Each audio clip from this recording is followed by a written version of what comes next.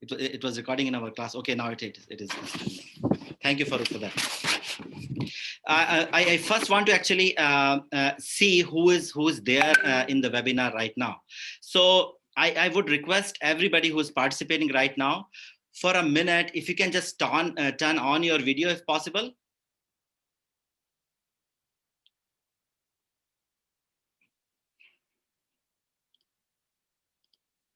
Also, there is a function where you can raise your hand or show a thumb.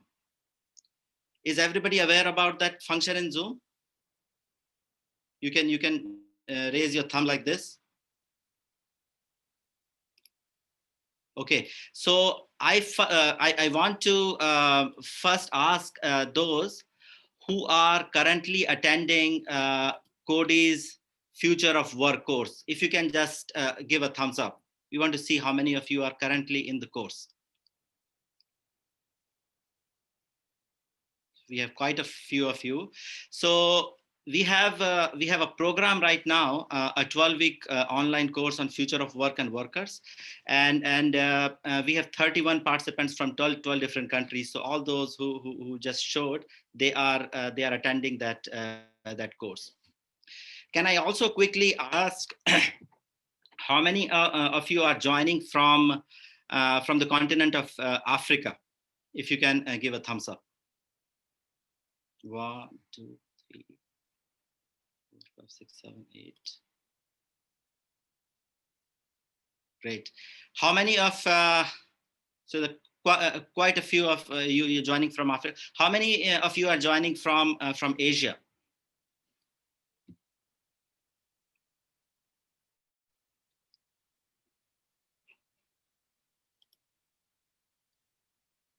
Ten people, close to, yeah.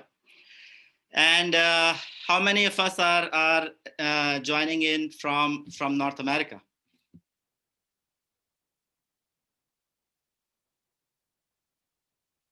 Great. And any other region that I know there is representation from the Caribbean. Any other region that I missed?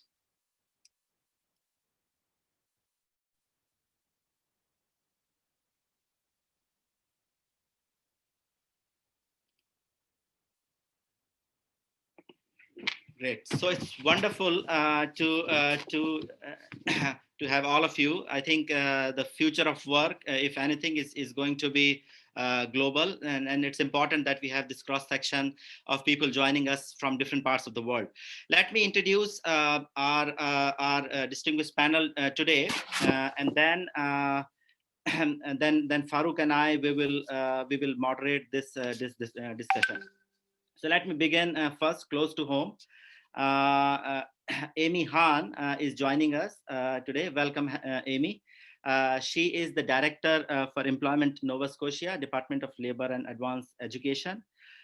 She's a big time supporter of what we do here at the Center for Employment Innovation. Actually, the program that I talked about, the Future of Work and Workers, they are supporting that program and also these webinars. So thank you for that, Amy.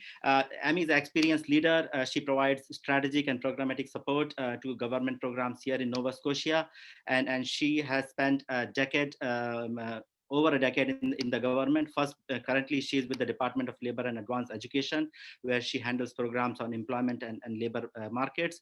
But prior to that, she's worked with the Department of Economic, Rural Development and Tourism, where she worked with a cross section of government department, but also community groups and community economic development groups and organization to collaborate on creating and implementing regional growth strategies that impact job market as well as business climate. So we would love to hear from you, Amy, and thank you very much for your time. We have then Mr. PVG Menon from India. Thank you, Mr. Menon. Welcome. Who is the Chief Executive Officer, CEO of Electronic Sector Skill Council of India. And the Electronic Sector Council works under the aegis of National Skills Development Corporation in India. And they work closely with the Ministry of Electronics and Information and Telecommunication. And since its inception, Mr. Manon's organization has trained over 1.2 million youth across the length and breadth of the country. So we would love to hear how they do this skilling work at such massive scale. Mr. Manon is a thought leader in the electronic systems design manufacturing industry in India with over 3 decades of experience and has participated in several industry initiatives. He's passionate champion of Indian industry pursuing IPR, product-led approach to design, world-class electronics, and his logo is for India and from India. Mr. Manon also has a rich experience in development, marketing, and management of technology, has worked with leading IT and IT companies where he has built multi-million-dollar global businesses and run globally distributed teams. So thank you very much, Mr. Manon. I will get back to you once I introduce our third panelist. So first of all, Venu, thank you very much for just standing up and helping us, because Amit Vatsyayan, who was going to participate in this webinar, he got sick and he couldn't participate. So thank you very much. You just like agreed and you are here today. Venu Jayachand is Associate Partner, Government and Public Sector Skill Development, and she looks after the Africa, India, and the Middle East region at ENY. And she's part of the leadership team at ENY, looking at skills development practice for over 28 years of experience in skill development across multiple sectors and geographies. And in her current role, she's working very closely with the federal as well as the state governments in India and across the region. And then she also works with multilateral agencies, global foundations towards this goal of skill development and mandates across getting this across the region. Prior to this, she also has several, and I hope I'm doing justice to your background, Vinu. She has held several leadership positions in various corporate settings. She was the CEO of Navkar Skill India Initiative. It's an entrepreneurial venture. She was also part of Centum Work Skills India. It was the first public-private partnerships venture for skill development in India. And she was also part of Reliance Infocom and also with Crimson Logic Private Limited in Singapore. So she has this extensive experience of working with the government and working in the skilling field. So welcome all three of you. So I will be facilitating today's discussion with my co-facilitator, Farooq. Farooq and I go a long way back, almost 15 years. We have taught many courses here at Coady, but besides teaching the courses, he is also a social entrepreneur. Farooq, you want to speak just 2 minutes about how we have developed this course and what we are going to cover today, and then we will open it up. Absolutely. Well, thank you, Yogesh, and it's so wonderful to see our guests with us today. Thank you so much for joining us. I think in terms of the course that we've tried to work on, we've really tried to put together some of the big issues that we think are affecting and influencing the future of work. And in order for us to be able to do this, we took some historical context and perspective. We talked a little bit about the history of work itself. We talked a little bit about the different industrial revolutions, a little bit about how the labor movement and all of the changes and challenges it has been through over the last little while. So we tried to put that into some perspective. We did a bit of a deep drill down into some of the key technology pillars we think are shaping and influencing the future of work. So we specifically went into artificial intelligence, machine learning, deep learning. We spent some time looking at advanced robotics and 3D printing. We spent some time unpacking the Internet of Things, augmented and virtual reality. And then more recently, we've been doing blockchain and cryptocurrency. And I think since then, we've had a couple of other conversations. We've been talking yesterday about the role of the education sector, specifically looking at some innovations in Africa, where they have to deal with a a very large population of the young people and how they're going to leapfrog to some solutions. And we thought all of this kind of situates really well for a conversation today about, what role government plays as we think through the future of work and workers as well. Thank you. All right, so let me first begin with. You are the last one to join, Vinu, but I'm going to begin with you first. So just from your point of view, just paint a picture. Just future of work. What you are seeing, and we actually shared the report that ENY did with our participant. So they have known about it, but just like tell us future of work. And your role and the role of the government.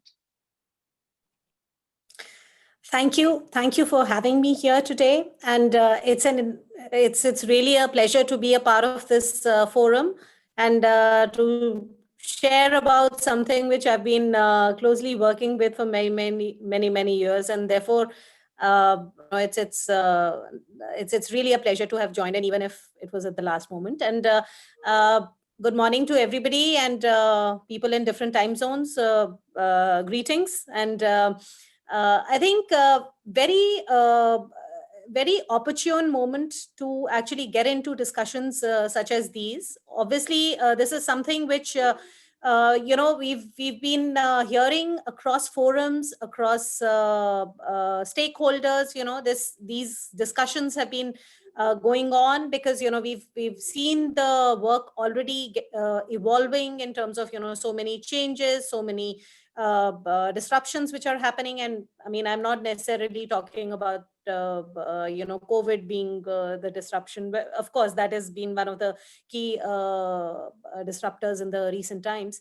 But then where we've been working and we've within the region and specifically at the country, we've been able to look at very large scale implementation for skill development. But I would still say that some of the challenges that skills as a sector, as a function are pretty astounding. So it's not something which we've been able to overcome as we speak today. There are technological changes which I think you've spoken about, Farooq has spoken about, in terms of what you've dwelled deeper into in your earlier sessions. But the nature of changes which these technological changes have been able to bring about, the number of jobs which exist out there, the demand consolidation which now needs to happen on a very consistent basis. Because if you are talking about technological changes and then the demand around whatever exists in the industry needs to happen with so much of pace that we constantly need to be at it. Whether it is about the demographic changes, if you look at it globally, there are pockets, there are actually clusters, there are regions which are aging, and the kind of strategies that we need to look at, the kind of policies that we need to do for those places are very different and diverse from places which seemingly have a demographic dividend. So be it Africa, be it the South Asia, which definitely are sitting on an opportunity for a demographic dividend, but it's not currently a demographic dividend, I would say. Then, of course, so many trends, around green jobs, so much is happening around the climate change, waste management, etc. New kinds of jobs are coming up all the time.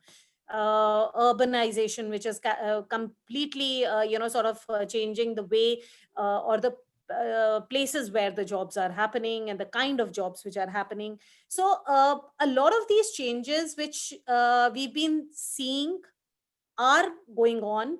But I think the important thing which I wanted to really table right at the start is that, in this entire scenario, what really needs to be done is the context of all these disruptions, and the most recent one being COVID and the way we are working, needs to be looked at from a point of view of agility.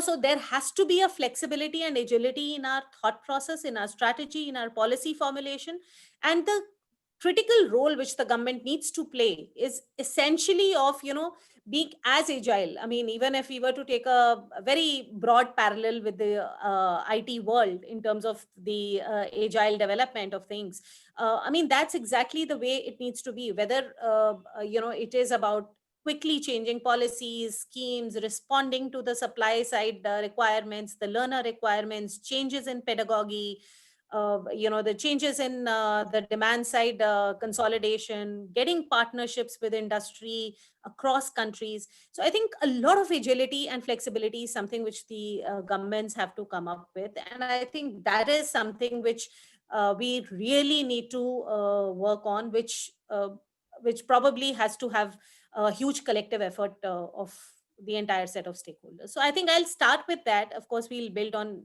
these themes subsequently. Thank you for that big picture context, Vinu. I think we will definitely like to drill down more on the skilling part, and particularly in particular your experience of NSDC, working with NSDC and others. But now let me just bring Mr. Menon into the conversation, because you touched upon and we all touched upon technology and how significant the role of technology is in future of work. And Mr. Menon has spent a professional lifetime in this area of technology. So may I just, Mr. Menon, just tell us your vintage, from your vintage point, future of work. What do you see as priorities for your organization, which very closely works with the government, and the role of government as you see it? Thank you, Yogesh, and greetings to everyone. And thank you for giving me an opportunity to be on this platform. Um, I think for countries like India, the challenge is going to be how do we address the issue that we have a very, very young population, a large population, and we have to create about 1 million jobs a month to make sure that our youth have an opportunity to actually participate in this economic growth that we want to achieve. There are a couple of things that are happening where the government is, it's much more than the future of work. I think it's the way in which, and I'll talk with reference to India, but what I'm saying will also apply to certainly to other developing countries. Probably it's applicable across all types of economies.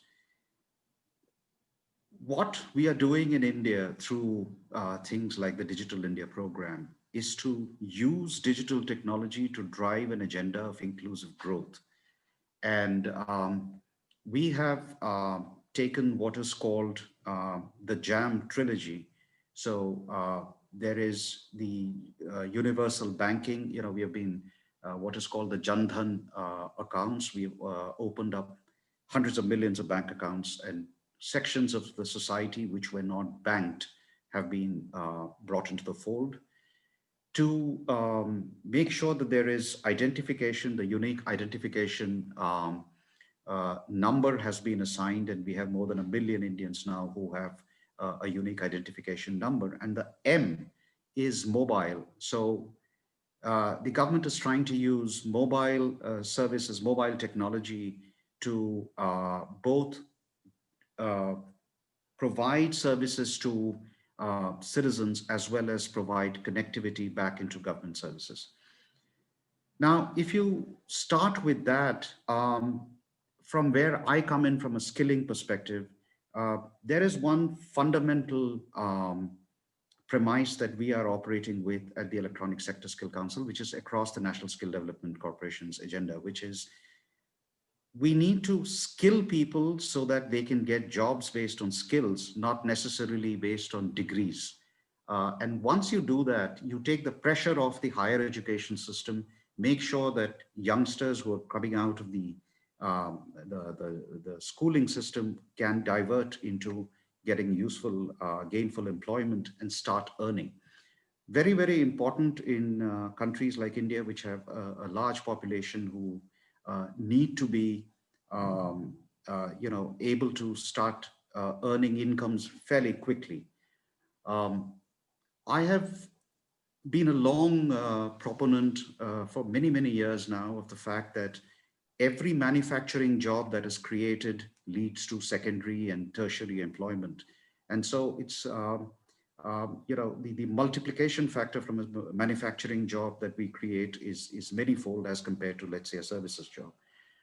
What we're doing is preparing our youngsters in the electronic sector to um, go out, learn some skills which will get them either a job which helps to build electronic products in India. And we have a way in which we create standardized, we standardize on job roles together with industry. Then we create a standard curriculum across the length and breadth of India. You could call it the McDonald's approach to skilling. But whether it is, whether it is Kashmir or it is Kanyakumari, whether it is Saurashtra or Silchar, you will find that a person, a boy or a girl who's being skilled on, let's say, an assembly line worker profile, or let's say a service role to repair an air conditioner or a mobile phone, it is exactly the same type of skilling which is going into training that young person, boy or girl, and making them ready to work in industry. Obviously, the scale at which we operate, India is a very large country. We are present in 29 states and 7 union territories of India, 7 out of the 12. So at that scale, we build an entire skilling ecosystem. We have education entrepreneurs that we call training partners. And what we do is prepare the curriculum and train the people who will go out and train the youth. So train the trainer program. Parallelly, we develop a second ecosystem of what we call companies which will do assessments. And there is a question bank that is created. The people who will actually go out and do the assessments are trained, so training of assessors is done. The question banks obviously have to be kept, refreshed on a quarterly basis. As you can imagine, at the scale at which we operate, 4,000 training centers, 7,000 trainers, 700 plus assessors. This is a massive effort that goes on. And everything is under the National Vocational Qualification Framework of the government. The core objective, Yogesh, is how can we make sure that a young person who's coming into adulthood has an ability to become a productive earning member? Because let's not forget, every manufacturing job in a country like India, with, where we have a very large section of the population who are poor, every manufacturing job leads to societal transformation, because that income represents food, represents medicine, represents school fees for siblings. And I can go on and on about all the fantastic things we do on infrastructure, but end of the day, as as Mahatma Gandhi said, you have to look at the face of the last man in the queue and look at what you're doing and how it will affect him or her and change his life. And that is essentially what the skilling ecosystem is all about. I can keep talking to you about all the technology aids we bring in, but the final goal is societal transformation. Thank you. Thank you, Mr. Menon. And I think as we go further, we would definitely like to learn more about that last mile outreach, how you actually do that. How do your 4,000 centers, how do they actually do the community outreach, that last person standing in the line? And how do you sort of offer that package service? So we will definitely come back to you on Sure. that. Everybody across, I think, would like to learn about that. Now let me come back to Amy. Amy, just and I know your work focuses on a lot on the local economy here, which has its own challenges. So working from the government and within that system, can you just tell us, like, in terms of future of work, what are the priorities you are seeing, and what are some of the challenges that you are observing, and the responses from the government? Sure, Yogesh. I want to preface it just slightly with a little context.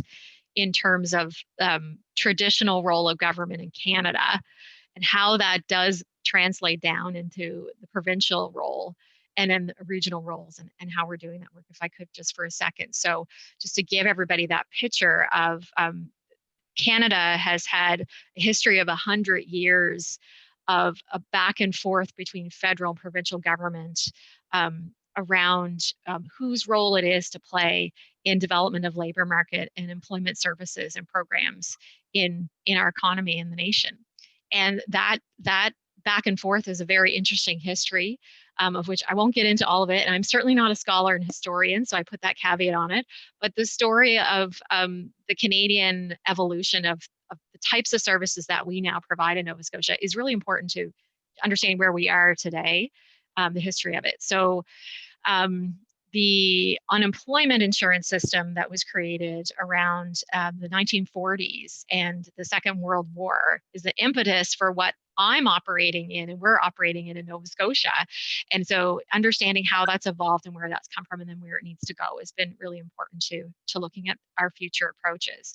But in Canada, the belief is in terms of the system is that government has a role in helping match supply and demand of people to need in terms of industry's needs through information, placement of people, and active support measures. And where our province works a lot is in that realm of what we call active support measures. So I think I need to take a second, just tell you what those are so then you can understand how they work, because the theory behind them, the intent behind them also translates into government's role and how we do our work and what space we believe we have in it.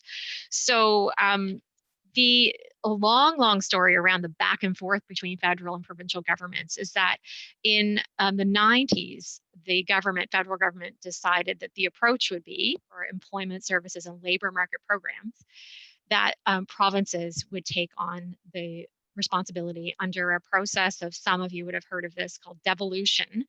And apparently that word, I'm not even sure that it is a real word except in the context of government. So I just want to define that for folks. Devolution, it was a term that was developed to describe a central authority maintaining control, either through legislation or other means, and then transferring the power. So the federal government wanted to devolve employment programs and labor market responsibilities to provinces in the 90s.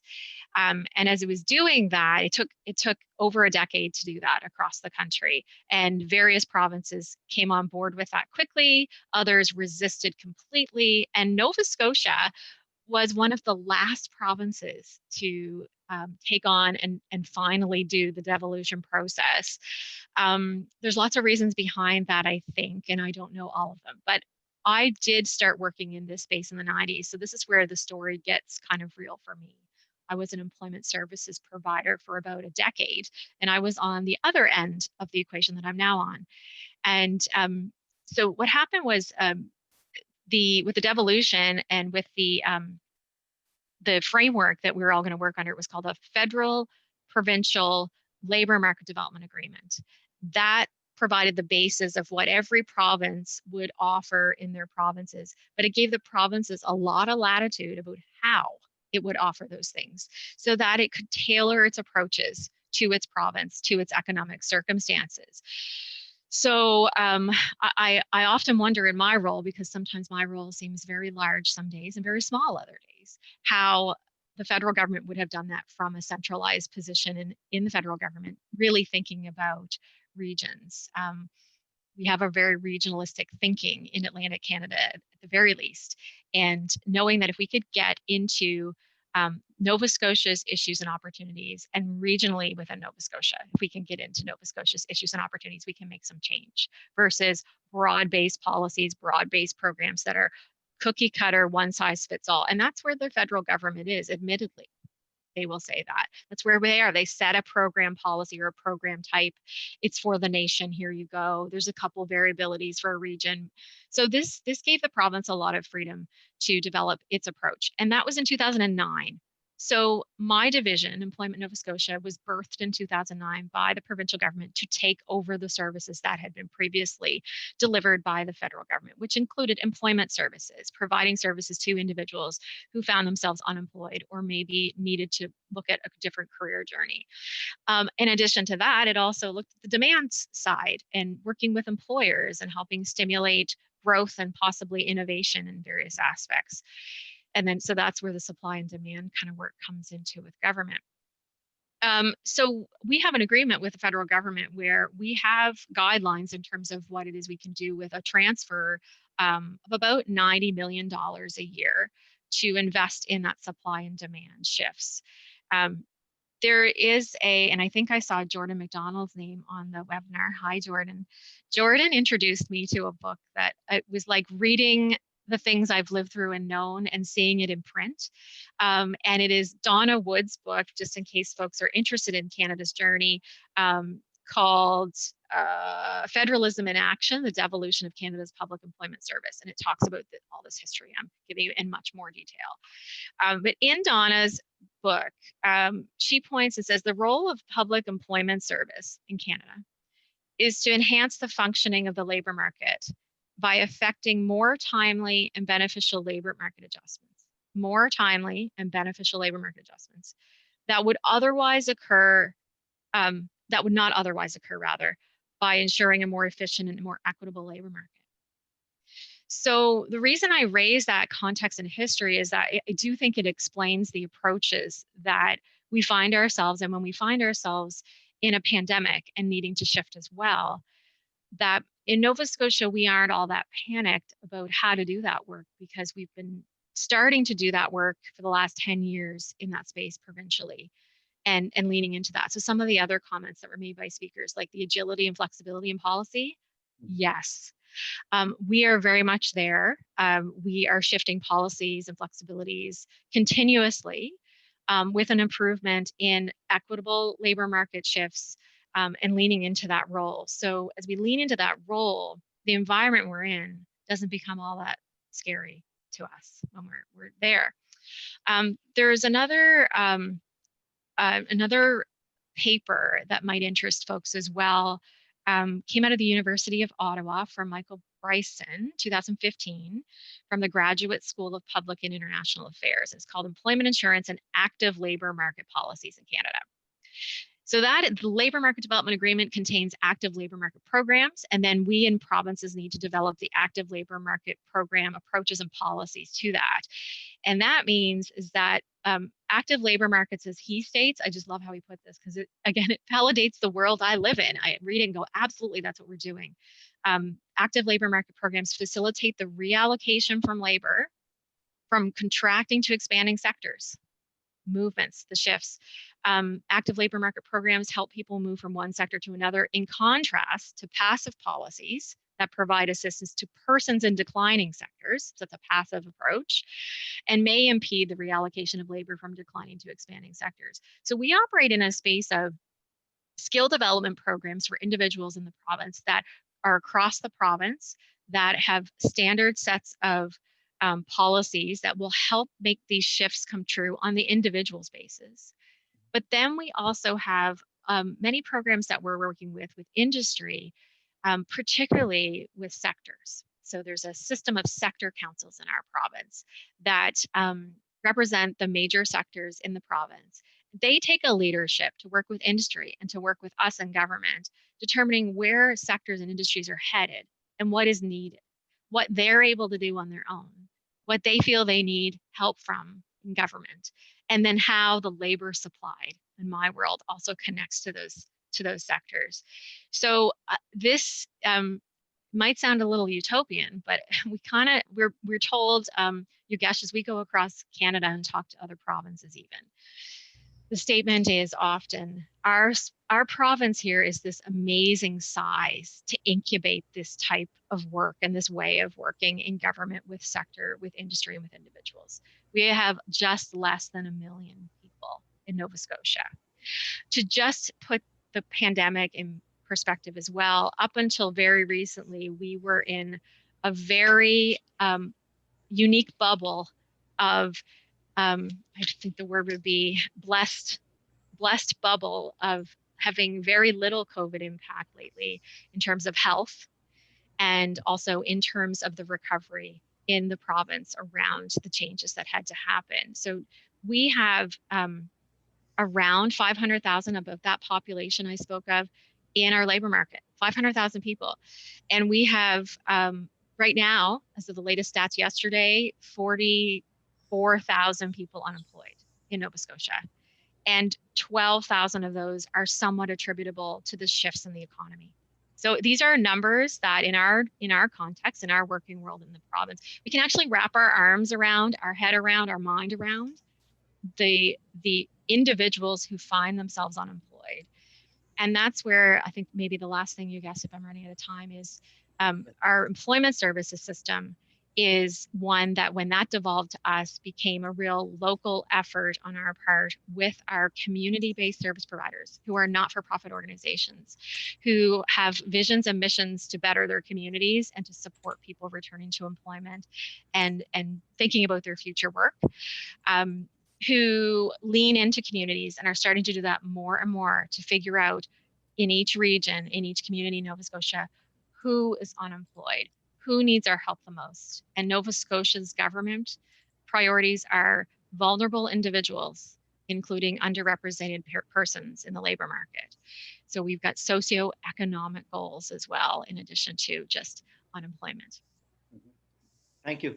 Thank you, Amy, for presenting sort of the historical context, but also the current realities and why just a cookie cutter approach is not the best way forward. Okay, I think let's bring the focus to skilling. I think all three of you touched on skilling, and let me sort of go back to. I think this would be a question for all three of you on the demand and the supply side. So maybe let me begin with Vinu. So in terms of looking at the demand, what kind of skills are required in near future? How and I know you have approaches to identifying those priority sectors and skills. So I would like to know from you, Vinu, how you look at that across the state as well as central government. Then also, I think you talk about cross-functional skills. Okay, so you can talk about very technical skills in different sectors, but you also you very strongly focus a lot on cross-functional skills. So can you give a bit more light on that as well? Sure, absolutely. So I think the benefit of our work with different governments has been that we've been able to identify the priorities which many of them have, and it's not something which is which is similar. So when skills did start, as a complete program, a national program, the focus was around scale and standardization. So everything was around scale and standardization, how quickly we can go about bringing that in. But if you look at it today, we've pretty amply delivered on the scale. We've been able to create a huge amount of institutional capabilities across the country, across sectors. We've been able to go delve deeper into different kinds of sectors, the job roles that we've been able to create, the qualification frameworks that we've been able to map to. So all of that has happened. A large degree of standardization has happened because we've been able to processize the entire value chain for the skilling side, etc. But I think the large focus which needs to happen going forward is around the demand side. So while the scale and standards has happened, it's still delivered probably about not a very optimum percentage of employability. So there is a huge amount of work which has happened around creating so much of capacities, but then the employment generation may not be commensurate to the kind of efforts which have gone ahead. So therefore the demand side definitely focused around in the times to come. Now, on the demand side, if I were to look at it, today organizations, I mean, where we are working with many corporates, today organizations are valuing more people who are multi-skilled. The whole concept of the skill front loading, having one skill to begin with, and then just sort of living through your professional life with that one skill is really being challenged now. So a multi-skilling option is something which most organizations are looking at. So some the shop floor, if he or she has a couple of skills, they convinced with the adoption to such people. The kind of requirement which on the demand side which corporates have is actually also on their language skills, life skills, the corporate working kind of a scenario that they come in with, because many of them, which I even heard, from Amy speaking, that the vulnerable sections are the focus for the government programs, and you would come across very many challenges as far as the language is concerned, as far as the corporate awareness and employability skills are concerned. So I think a lot of focus or a requirement basis on the corporate side or the demand side is really around those. So if we are talking about multi-skilling, if we are talking about multi-skilling, we are talking about the language, the soft skills, the digital skills that are very primary to any organization or any sort of demand that you're trying to supplement with.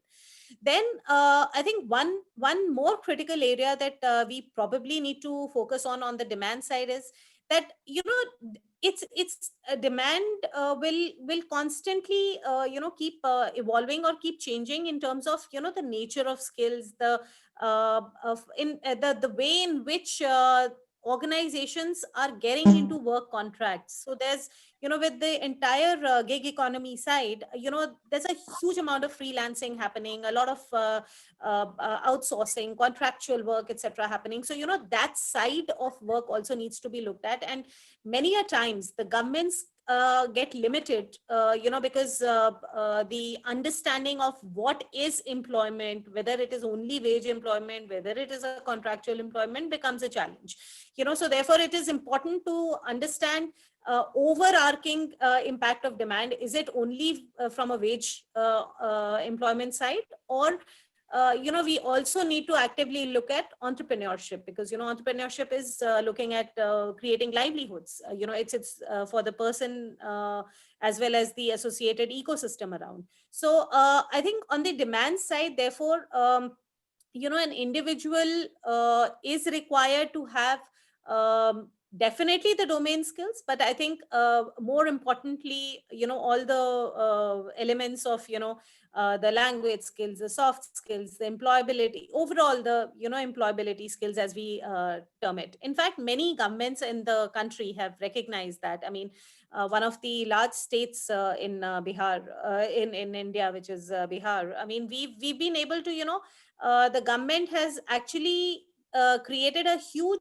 program only, and that's not a job link program, that is only towards creating an IT literacy, therefore the digital skills that we are talking about today, the language skills, the English speaking skills, as well as the soft skills. I mean, it's a complete curriculum which is offered to everyone, from the age of 15 upwards to 35, and close to about 1.2 million people have already been through that system of getting trained, getting skilled, certified. And that's something to overall enhance the employability of the person. So I think we should not really limit the focus only onto planning for domain. It is something which we need to look for from a context of a larger requirement, and that is what will drive the demand. Because if we were to only look at domain, uh, there are very many means of organizations getting the domain skilled people. So it is something where we need to drive the demand, make this entire youth attractive enough, so that it gets, the organizations are motivated to take them on. So the pull rather than the push. And I think demand therefore needs to be looked at very, very differently, and keep a constant dipstick around what are the changing trends, what are the changing. So for example, the study which I'm sure most of the participants here have gone through, the kind of changes which are envisaged in the near future. I mean, across sectors may vary, but the foundational principle is that the changes are going to happen. The whether it is for the ITES sector, where the changes are going to be radical, as compared to maybe textile or other areas of apparel and so on and so forth, where it may be little less. But then the fact is that we need to have a complete pulse around what are those changes, and constantly bring about changes in curriculum, content, the physical dimension of where the training is happening. So the labs need to be constantly updated, upgraded, so that you're able to uh, constantly fulfill that demand in the most requisite manner. And I think those are the aspects that we need to probably look at from a demand side. Okay, thank you. And you also, I think, touched upon and some of the supply side as well. So let me bring Mr. Menon in here, because particularly looking at looking within the digital economy, and then preparing the workforce for the digital economy. And Mr. Menon, you talked about working across country with 4,000 centers, 7,000 trainers, uh, and that too reaching out to remote rural areas. So that's where the real demand is, a real sort of workforce is that you need to prepare. So so just tell us, how do you actually match what the industry wants, what the Digital India wants, with what kind of supply we have in terms of availability of labor? Sure. Let me break this up in a couple of different ways. So how do we look at demand? Um, there is a labor management information system, which is essentially a tracker that is running. My goal is to make sure that we update it every quarter. But right now we sort of update it every year. And that is done by constant dialogue with industry. Now, if you look at electronics manufacturing, there is a slew of incentive programs that the government of India has announced for sort of Make in India.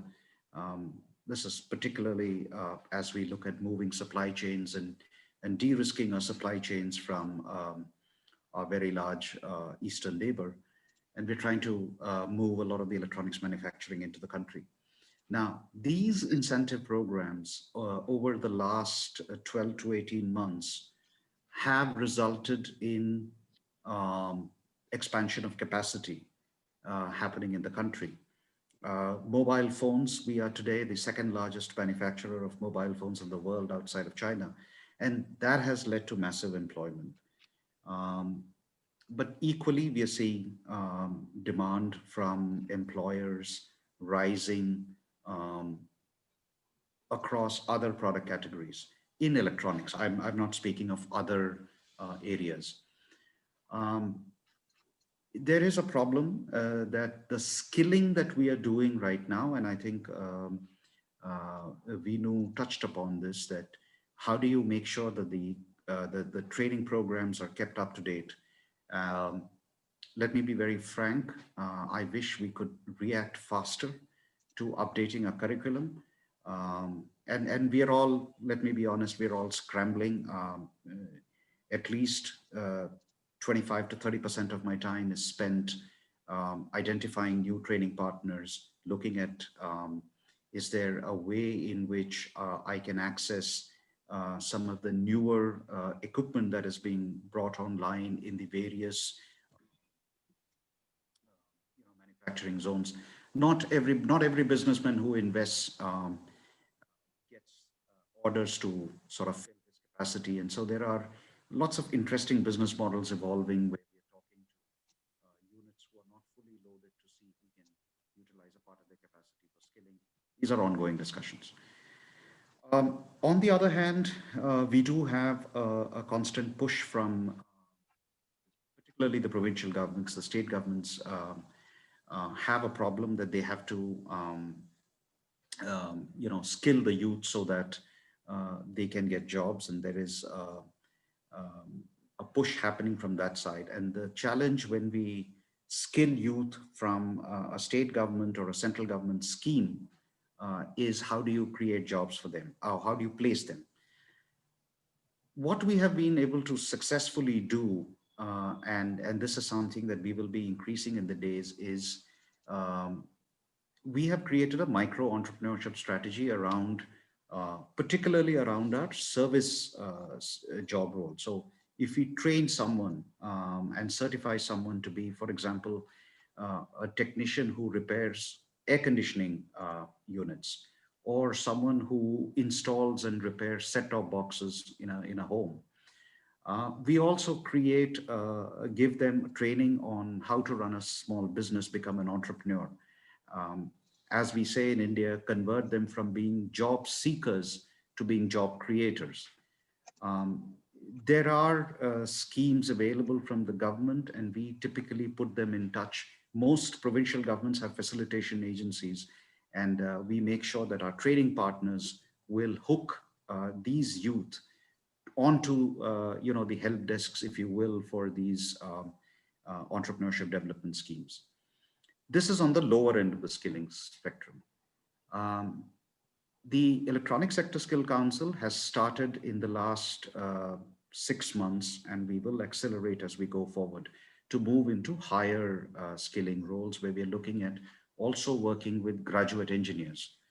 And at that stage, we are now linking up with incubators and accelerators so that graduate engineers who have a desire to become founders of companies can be helped. And most of these incubators today will provide services such as, for instance, how do you form a company, chartered accountancy services, legal services. Those are available on a sort of pay as you use kind of model. The sector skill councils, I can speak for electronics, but I'm sure the others are also doing it, are working with these incubators to also create a panel of industry experts who can mentor some of these startups in the high technology space.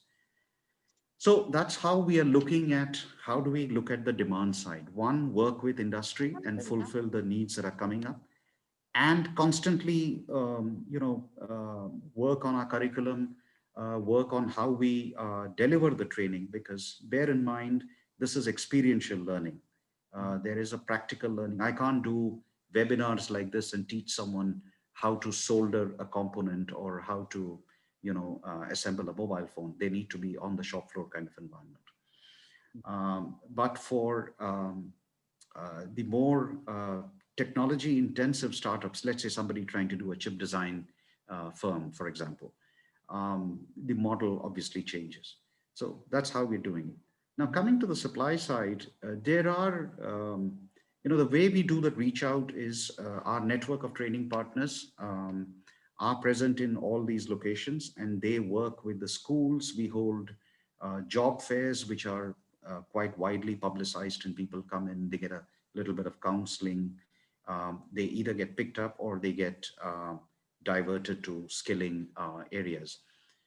What we call in India, we call them Rozgar Melas or employment fairs.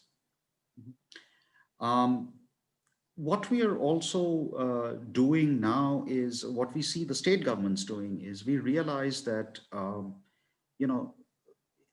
end of the day, I cannot reach out to all the 600,000 plus villages. I mean, there is no way I can put a training center where there is a concentration of, let's say, 50 people. A lot of these training centers are coming up in small towns, small cities.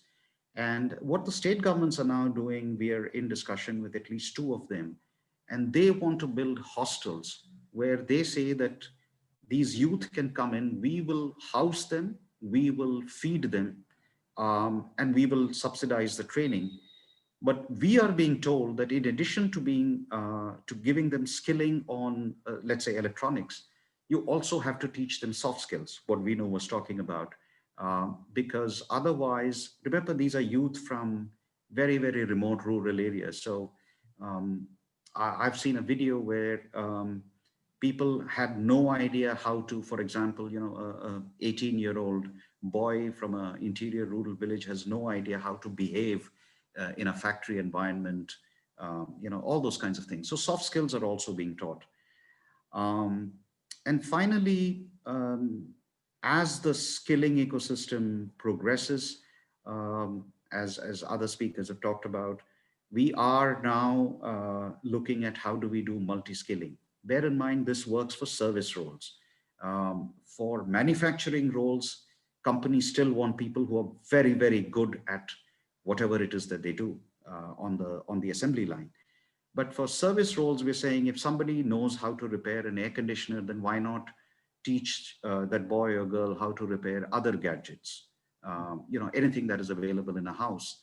And so we give them multiple skills to be learned, and they are certified on that. And the ESSCI has also, very early days during the pandemic, during the lockdown, we had invested into building an aggregator app for some of these technicians. And we have that now rolled out on a small scale. Bear in mind, for me, small scale is approximately 2,000 people are on the app. And we've got this rolled out in some of the northeastern states in India. And, the goal is in the future, I don't know whether we will do it ourselves. It's very early days, but can we do an Uberization of technicians who will repair electronic gadgets? There are multiple platforms available. They're usually concentrated on the 6 metropolitan centers in India. The other towns are simply not served. So I don't know. These are early days. It's just a rollout that has happened. And that's how we're looking at it from both the sides. Mm-hmm. And these apps, people will be able to access services, not hire full time, but just access the services that they want. Absolutely. Perfect. Thank you. Amy, same question. You already talked about the sector councils that we have. So maybe just talk about how those sectors councils function, and then the role of the government within those, and in terms of identification of the demand and linkages with the industry, but also on the supply side. Sure. The role of government in them is that we fund them, I believe, 100%, the sector associations and councils. So when you look at role of government, they exist primarily because that investment is going there, because we understand how it fits into that role that we have overall, that we need industry to be working on the issues and opportunities they have themselves, and also feeding government what are those issues and opportunities, and then working with us and very closely with us to figure out how government can appropriately support and where industry needs to take the lead. There's 12 of those in the province. So we have a span across, I've just got them up on my screen and I'll send them to you folks in the chat so you have them as well. Building and renovation, automotive, manufacturing, a community sector council for community-based, not-for-profit organizations, digital, Nova Scotia. So this kind of cross-cutter across a lot of sectors and themes, but digital skills are part of their mandate as well. Healthcare, boat builders, construction, fisheries, tourism. So it takes the entire province's economy and puts it into sector councils that are built by and run by the sector themselves and interchanges with us. And then how does that translate? I would say in Nova Scotia, remember talking about our size of this, just shy of 1 million individuals and people in the province, that we have this fortunate space of being able to work very closely with each of those councils to understand what those opportunities and priorities are. And it's very iterative. And I think that goes back to one of the themes that one of our speakers said right out of the gate of being agile, nimble. It's very iterative, and it's not, our government doesn't come out with a plan from each of these sectors and we're going to do this and this and this and this, and here it is, then it's presented in April of the year. It is an ongoing process with each of those councils, working directly with a division within our branch called Workplace Initiatives Division. And then we are the recipients in our branch and others about that information and how to work with sectors appropriately. Some of the themes that we're hearing are ringing true in other countries. So essential skills, those skills that aren't necessarily taught in a program but are needed as foundations, are key priority for our employers in Nova Scotia. Recognition of prior learning is key in Nova Scotia, and in the non-traditional sense of learning, right? So outside of post-secondary opportunities or training opportunities. The government of Canada is also, their essential skills taxonomy is being enhanced right now, and their new framework for skills that will be coming out shortly, I believe it's 2021, will include, because we all kind of take that taxonomy and work from it in all the provinces and across all sectors. It's going to lean into the idea that jobs and labor market information get presented alongside of essential skills, and so that it's less that technical skill degree, what do you need when you look at labor market and trying to figure out as an individual, how do I break into a particular profession or into a particular sector or with a business, and get businesses to think the way that we've been discussing here today as well, around how do I value the skills without the piece of paper, the certificate, the credential kind of process. So that we have programs as well that we actually stimulate that happening faster. So government employees who have a program called One Journey program, where they will approach companies within these sector conversations and within opportunities in local communities and say, would you like to do a matching program? Can we bring a cohort of individuals to meet your need, and we will help you train, help you skill? So bringing the resources to bear, both in terms of expertise as well as money, to help them do that, so that we can help them grow and help the unemployed and individuals who, as we mentioned earlier, are vulnerable, underrepresented, and top priorities in the province get connected to employment as well. Thank you. Thank you, Amy. I have some questions, but I see that there are questions coming in the chat, and participants want to ask. So let me call some of them as well, so we have broader participation. So Fatima, you want to go first? Okay, thank you, Amy. It was very interesting. Thank you, Mino. My question is completes the question of Yogesh.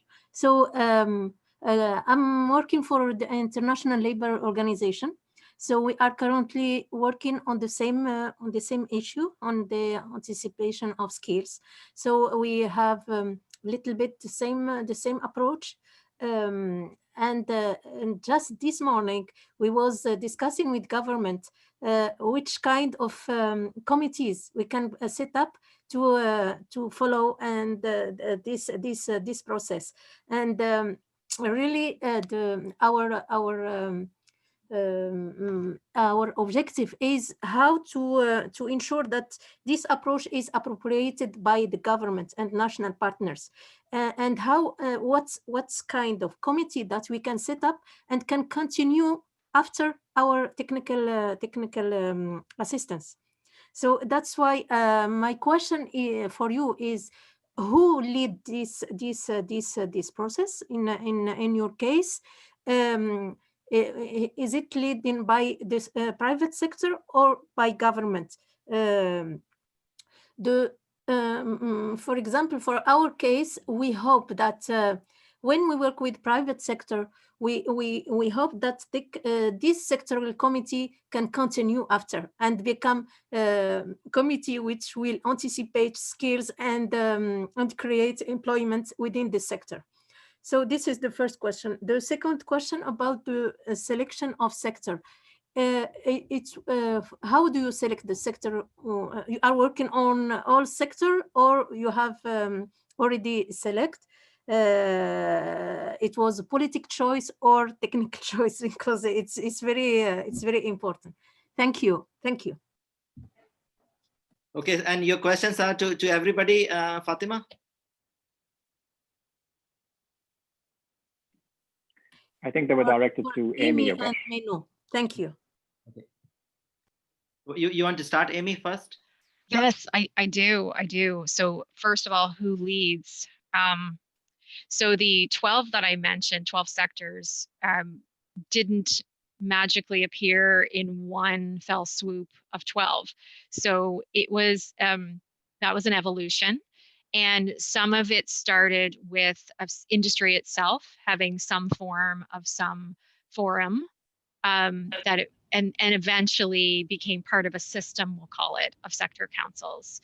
And others were government instigated because we saw gaps. And often how government sees gaps is when industry would lobby government for a lot of different things, but not have a unified voice, and come at government from various angles with lots of asks, then lots of chaos, to be honest. And when you see that in government, often we'd say, how can we harness the good intel that's happening there, but in a positive way? And when it's unorganized, it's never positive. It just isn't. So it was a way to, by times, and these have emerged, the 12. But it was also, they are representative of the majority, I'd say 90% of the economy is captured in those sectors that you see as our sector council mix. So there's not a political end to it, I guess it's fair to say, other than as public servants wanting to hear industry and respond to anything that is coming up, we need this kind of structure to do it productively, to move into the action that I think you were asking about as well. Like, how do we then determine what we work on? So I mentioned earlier about it being a little iterative. It's not as if we have a master plan for all 12, and at a certain time of year, we need to know what the plans are to move the industry and sector ahead. These sectors work at a bit of their own pace, a bit of pace setting with us because we fund them. And as key things are emerging, we're working with each of them around plans, and revising those plans on an ongoing basis with them. So it is very industry led from that regard. I will say, in terms of governments embracing this or resisting it, what I think I'm understanding from with our Canadian context, not all provinces do it this way in Canada, and not all provinces have comfort doing it this way in Canada. And there is a cultural element of which, in that resource I mentioned earlier about the history of Canada, and Donna Wood's resource, her book, culture has a lot to do with how we do this work in our jurisdictions. And so some provinces are not comfortable leaning in that far, and they want to lean out. We have leaned in. And part of that, I would also contend, is because we have resources to do it. Meaning, Nova Scotia is not in a scarcity position concerning its labor market programming resources and transfer payments. We went through a transformation of services 4 years ago for employment services, found some cost savings and better investment in those ways. And we're not afraid of investment. So if you are in a jurisdiction where your resources are scarce and there's a lot of competing demands and it's disorganized and they're all coming at you, it's quite easy, I think, to stay away from industry a little bit more, put an arm's length there so that you're not leaning in. But Nova Scotia doesn't find itself in that position, and in fact have found it to be a productive way to work with industry. I hope that answers some of your questions. Vinu, you want to take a stab at that as well? Sure. So I think on both the questions which Fatima had, on the first one where we are talking about who leads, so it's not really, and we've seen some very large scale programs in the region. I mean, I'm not talking just about India, overall the Southeast Asia region. I mean, who leads where you're talking about, it has to be both. It cannot be the private sector alone, or the government just by themselves. So, whether it is about the demand aggregation itself, which is really coming from the industry, the market relevant skills, what are those cross functional skills which the industry requires, is something which is known only to the industry. So, by delinking the process, we are going to only create something which is a redundant system, something which doesn't really address the requirements of the industry. The demand side is not getting fulfilled. So I think it's important, therefore, to have a complete synergy between the government as well as the industry on the private sector. What I referred to earlier, the scale and the standards. So the standards, fine. The governance process, the institutional mechanism, the entire policy framework is something which the government really steps in with. Of course, under the aegis of being flexible, agile, etc. But if you look at the scale, the kind of adoption, the kind of outreach, the kind of employability or outcomes which we are envisaging out of this entire program, is something which the industry is only going to be able to bring about. So I think it's something where it has to be worked around completely in a synergistic way. On the which sectors, so I think one, of course, is there are very clearly priority sectors, which every state would have, every country would have, every province would have, so those priority sectors, of course, are known.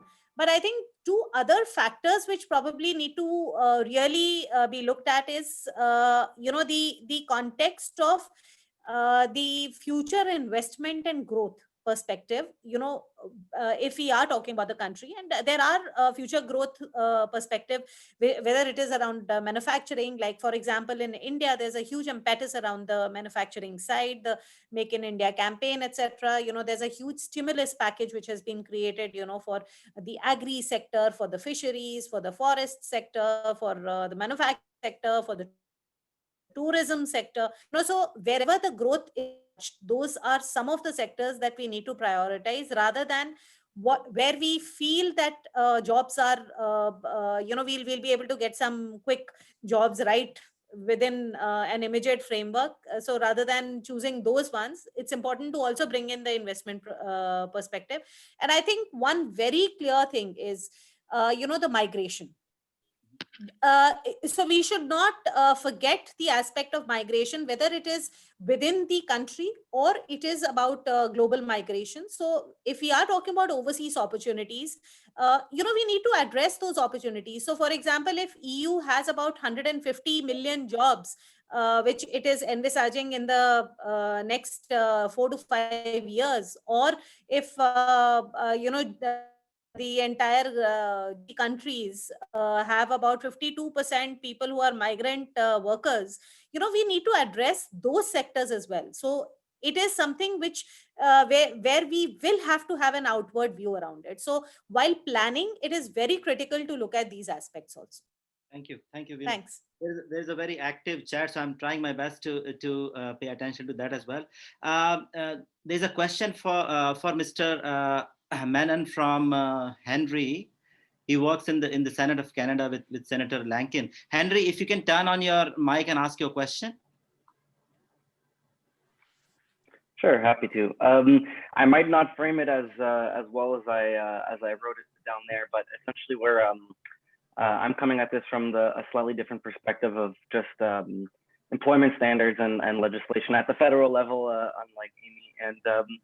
And we're trying to push for a study on the gig economy here in the Senate. One of the issues we've been looking at is, yes, of course, we want to have a more flexible 21st century job market, and that includes some of the technologies that you mentioned, Mr. Menon, and bringing some kind of Uberization to other business models.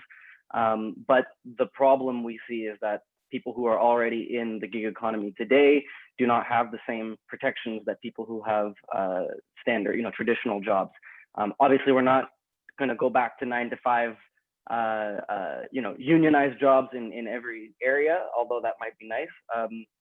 But the question is really, if we do move towards a model where a growing number of people are in the gig economy, and I'm asking in particular in this case, in your experience in India, what role is there for the government in ensuring that people who are working perhaps part-time gig jobs, they do still have access to important labor standards, such as being able to have good quality pay, some kind of job security, some kind of, I know it's for us in Canada, we have 2-tier health insurance systems. So some things are government covered, some things are from your employment insurance. So I'm wondering to what extent this expansion of the gig economy might create gaps in terms of services for individuals. What role is there for the government in that? And do you see any harms in that potential evolution, or any thoughts? Thank you. Thank you, Henry. Great question. The problem we have at this point in time is, at the last count, we had 23 million people who lost their jobs just because of the lockdown.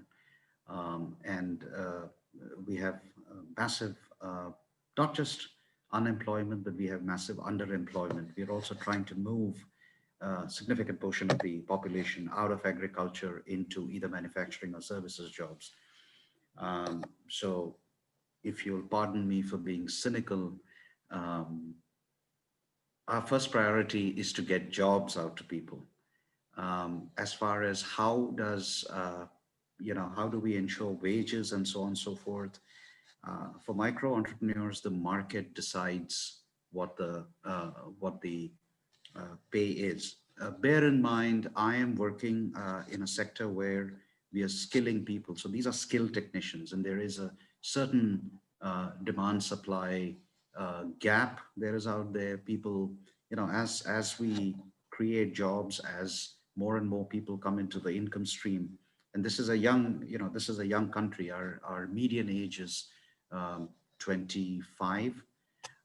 So more and more people are coming into the economy, and they're starting to earn. The first thing that I often say that the first thing that a young person does with his or her first salary is to go out and buy a mobile phone. And then they go and buy a television. So our objective right now is to skill these people so that they can go and get a job.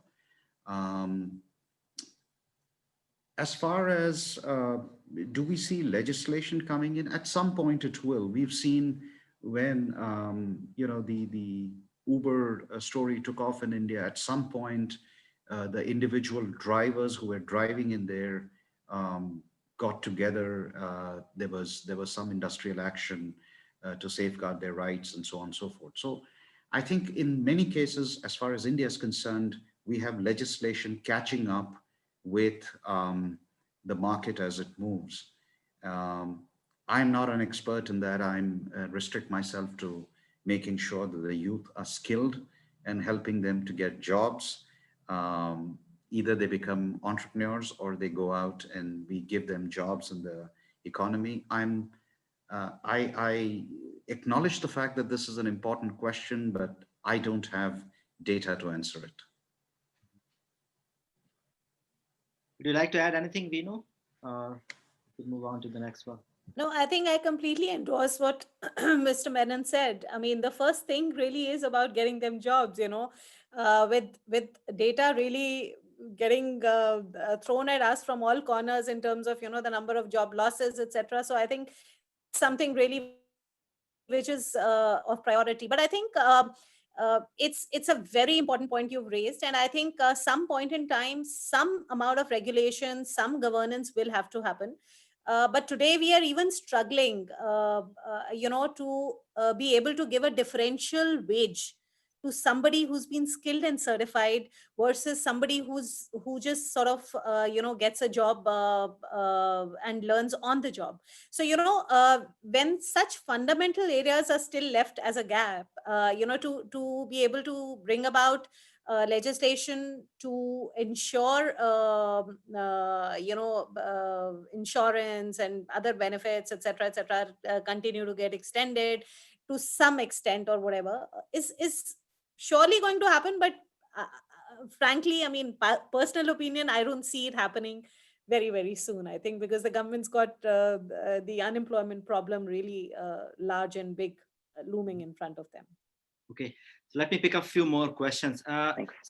Sarah, you want to come in now? Sarah, you also had a question, right? There you Hi, go. good morning.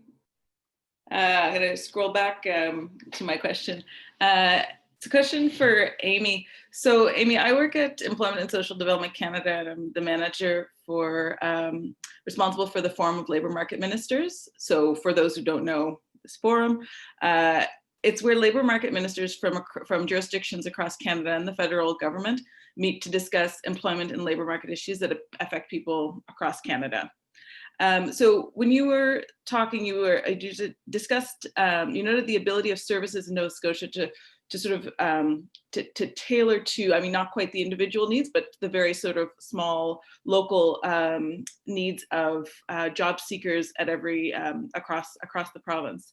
So as we as a federal government are looking to make investments in labour market development across Canada, in your view, what are the kinds of programs the federal government should be focusing on, and how can we help provinces and territories scale up to achieve labour market development goals for Canada as a country? Like, I want to just sort of like, you know, we often talk about local economic development, but from a federal government perspective, we really want to see the entire economy of the country grow. And I just wanted to get your views on that. Sure. Sarah, we were asked in early days of COVID, this is a good lesson, I think, from everybody about how governments work together. In very early days of COVID, ESDC reached out to the provinces and asked a little bit of what Sarah is asking, but Sarah, it was in the context of our labor market development agreements that we have. Was there anything that we felt in our provincial jurisdictions that we needed to be able to respond to Canadians better during COVID? So now to give everybody an understanding, I think that that's a huge move for the federal government to ask that, and very nimble and very quick, because labor market development agreements are those standard agreements across the country that, Sarah, you probably agree, don't change all that often, and with a lot of ministerial discussion at both levels. So that to happen very quickly and to be asked that, what do you need? Because whatever you need, we're probably going to be able to help you get there if it's a labor market development need. So we had provided feedback, and I'm trying to rapidly remember, Sarah, what we said in our feedback, but we actually, as a province, and again, this is culturally, each province looks at their agreement with the federal government very differently. Nova Scotia's had a very amicable relationship with the federal government and working with them. And our response was, we actually feel like we have a lot under this. We see our way through, and just so people understand, under that active labor market program possibilities that are part of an LMDA agreement, we have a list of things like skills training. We can take our money. This is what this says. We can take our money, invest in skills training ranging from basic skills to literacy to numeracy, on the job training, group interventions for job readiness, financial assistance and benefits and living allowances, employment counseling and services, labor market connections that facilitate matching supply and demand, employment opportunities of experiential learning, development on the job, employer-sponsored training, and the list goes on. And so I think, Sarah, our feedback is, I can't remember it. My generalized comment right now in the context of this course would be to say, we were saying, we feel like we're okay. We felt like we were okay as a province, that we had the lanes that we need in the province to use the funding that we have to do the work that we need to do at this very moment. Now, in terms of forward thinking, maybe post-COVID, if we can ever think that way, and what that would be, that might be a little bit of a different discussion. But where we are right now and under our current labor market development agreement, and maybe that's because as Nova Scotia, we've been managing our funds very well and we feel like we have enough to do our work. Our response was, we understand the flexibilities that already exist in our labor market development agreement, and we're fully leaning into them. Other provinces haven't been, and they don't understand some of their flexibilities or how they can work within that, and they feel like they're restricted in ways that quite often our liaisons from province to province look at this agreement and what we can do under it and tell other provinces, are you sure you can't do that? Have you really checked into that? You might have a limiting belief on your agreement with the federal government. So I know, Sarah, that wasn't very specific about what, but right now, Nova Scotia feels like, I know I'm speaking for our leadership when I say that, feels like it's in a good place with its labor market agreement and what we're doing with it. Thank you, Amy. And we are right at 10:30, and I want to respect everybody's time. So with a big note of thank you to our guest speakers, Amy, Mr. Menon, Vinu. I think some of the big takeaways for me, like, I mean, we can almost conclude that skills is the new currency for future of work. So there is no disagreement. We all agree that skills are required for future. New skills, reskilling, upskilling, lifelong learning, those are the key buzzwords for the future. But also important, as Mr. Menon said, the jobs for future are going to come from skills, not necessarily from the degrees. And also, I think what Amy and you said, Vinu, that government's role is very, very crucial, and governments need to be very agile in future of work. So with that, thank you very much. I thank everybody else who also joined today. Thank you for your inputs, contributions. And for our class, we will see you next Tuesday at 9 o'clock. Thank you very much. Thank you too.